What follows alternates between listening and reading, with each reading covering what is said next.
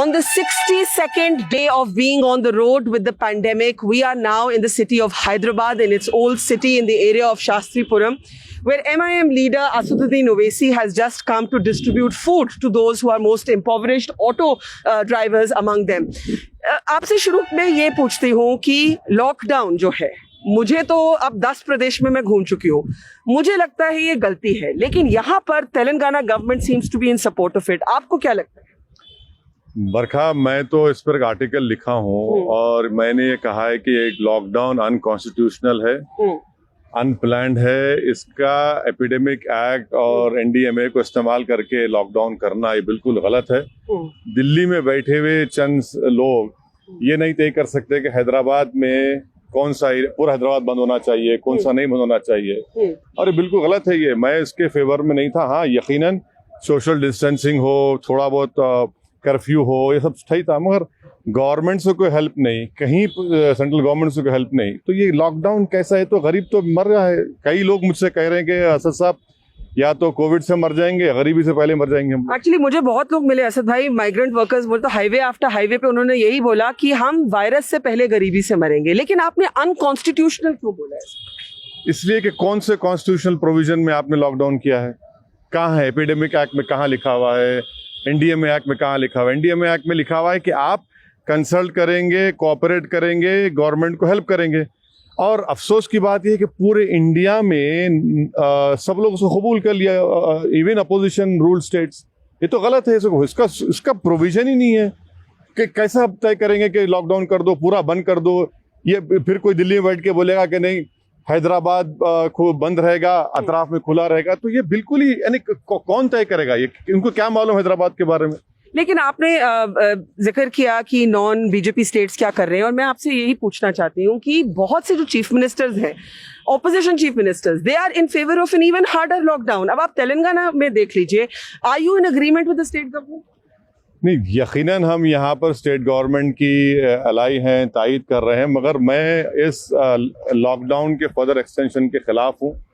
यकीनन कर्फ्यू रखिए, आप रिलीजियस प्लेसेस को बंद रखना है, थोड़े दिन के लिए बंद रखिए.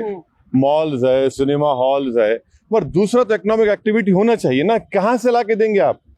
इतनी गुर्बत है, इतनी भूख मैंने जिंदगी में अपनी पॉलिटिकल लाइफ में नहीं देखी है. मेरे को 25 साल हो गए पॉलिटिक्स में, मगर कभी इतना नहीं देखा मैं. जो लोग भूख के लिए, खाने के लिए, पैसों के लिए तड़प रहे हैं. और इससे बढ़कर यह है कि हेल्थ इमरजेंसी है. जो हैदराबाद में 1 कमरा 2 कमरे के डॉक्टर्स, एमबीबीएस डॉक्टर खोल के चलाते थे, जिसमें डायबिटिक हो, बच्चों का, पूरे बंद पड़े हुए हैं. इतना बड़ा, अच्छा पैसे नहीं है कि बड़े अस्पताल में जाकर इलाज कर सके. तो हर एतबार से गलत है कि माने हैदराबाद में कहावत है कि दीवाने उठे सर को मुस्सा लपटे.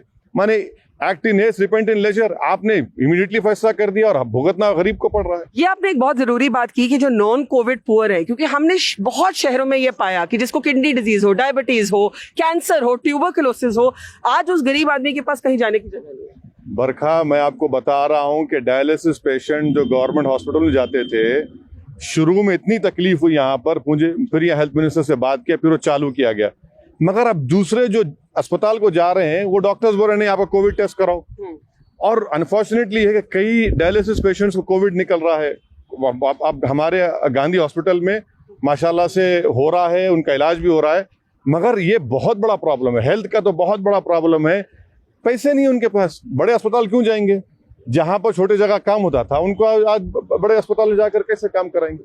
अच्छा, आप ये बताइए असद भाई, this is not the time for Hindu, Muslim, BJP, Congress, फलाना ढमका, लेकिन इस समय भी हम देख रहे हैं that there has been a greater scrutiny on the Muslim community, और बहुत से स्टेट्स में ये भी हुआ है that the fear of backlash, तरह तरह के डर हैं.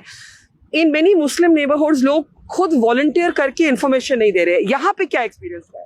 नहीं, यहाँ पर जब ये शुरू हुआ था, सबसे पहले बरखा तेलंगाना स्टेट ने ही दिल्ली में यूनियन गवर्नमेंट को बताया था कि जो तबलीगी जमात के इंडोनेशिया से लोग आए थे, करीम नगर उनका टेस्ट किया था, तो मालूम है कि उनको कोविड निकला. इमीडिएटली हम गवर्नमेंट को इन्फॉर्म किया, यूनियन गवर्नमेंट को.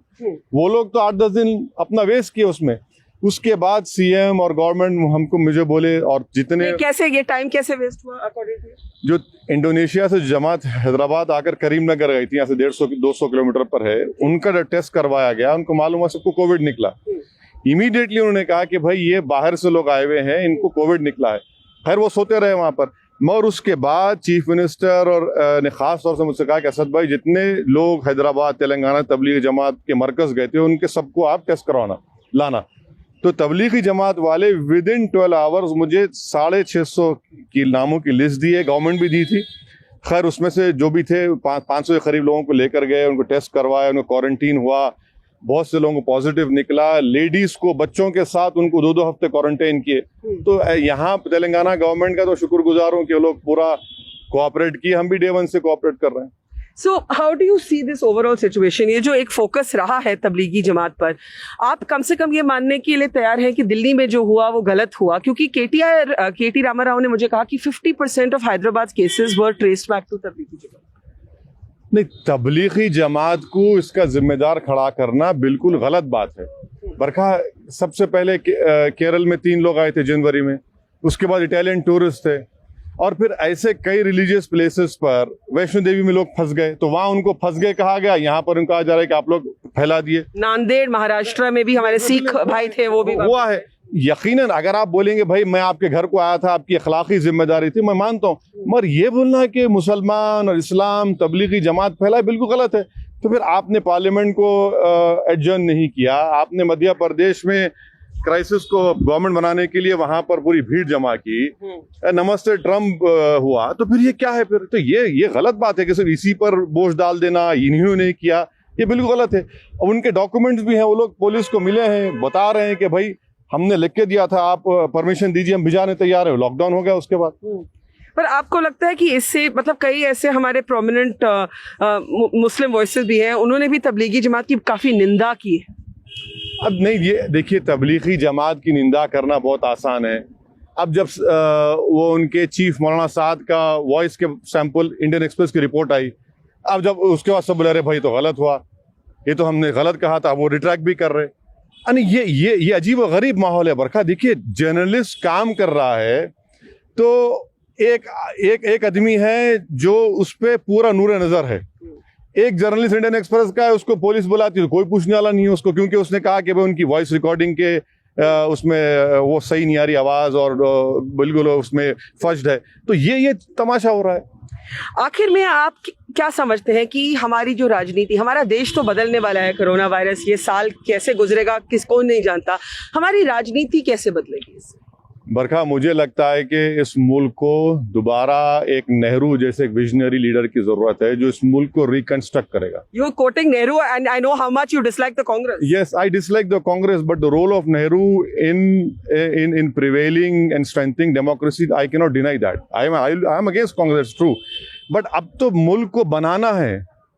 जब ये लॉकडाउन खत्म होगा, लोग बाहर निकलेंगे, तो यकीन मानिए जब उनको अंदाजा होगा कि पूरा बर्बाद हो चुका है, कुछ बाकी नहीं रहा है, मुल्क को दोबारा बनाना पड़ेगा। ये 4 बजे के अनाउंसमेंट, 8 बजे के अनाउंसमेंट, दिया जलाओ, इससे होने वाला नहीं है। अब मुल्क को रिकंस्ट्रक्ट करना पड़ेगा, दोबारा बनाना पड़ेगा। उसके लिए एक बहुत बड़े विजन की जरूरत है। और इसमें अगर आप लोगों को तोड़ेंगे मजहब के नाम पर, जात के नाम पर, गरीबी के नाम पर, अरे भैया आप इतने 122 लोग कल यूपी में एक्सीडेंट में मर गए, इनकी कीमत नहीं है क्या जान की? लोगों की ट्रेन पटरियों पे सो रहे हैं, ट्रेन चले जाती है, कौन है वो लोग? 8 के 8 गोंड ट्राइबल हैं, कोई पूछने वाला नहीं है। तो ये इस मुल्क को दोबारा तामीर करना पड़ेगा, रिकंस्ट्रक्ट करना पड़ेगा। उसके लिए बहुत बड़े दिल की और विजन की जरूरत है। मोदी जी अगर आपसे मशवरा मांगे आखिर में, तो आप उनको क्या एडवाइस देंगे? नहीं, आप मेरे दुश्मन हैं। नहीं, मैं सच में पूछ रही हूँ क्योंकि ये राजनीति का वक्त नहीं है। हर कोई, मैं भी देती हूँ मोदी जी को मशवरा, चाहे वो सुने या नहीं। नहीं, मैं पहले तो मुझे यकीन है कि मुझ जैसे अदना से मशवरा नहीं लेंगे। उनके पास बहुत बड़े अनमोल हीरे हैं जो आज इस मुल्क को इस चौखट पर लाकर छोड़ दिए हैं। मगर मैं इतना ही कहूँगा कि इस मुल्क को दोबारा रिकंस्ट्रक्ट करने की ज़रूरत है। ये कोविड क्राइसिस एक मौका है, हर चीज़ को सही तरीके से बनाने की ज़रूरत है। यही हम मशवरा दे सकते हैं, मगर ये कब होगा? जब आप लोगों को साथ लेके चलेंगे। अगर आप जो आपके खिलाफ है तो ठीक है, खिलाफ रहने दीजिए, मगर नहीं वो एंटी नेशनल है, वो हमारी लाइन फॉलो नहीं करता, वो गंदा है, वो फुला है, तो ये तो नहीं चलेगा ना। Asad Owaisi, बहुत बहुत शुक्रिया। Asaduddin Owaisi calling not just for a reconstruction of the economy, but for a reconstruction of the Indian nation. here in Hyderabad on day 62 of reporting on the road with the pandemic.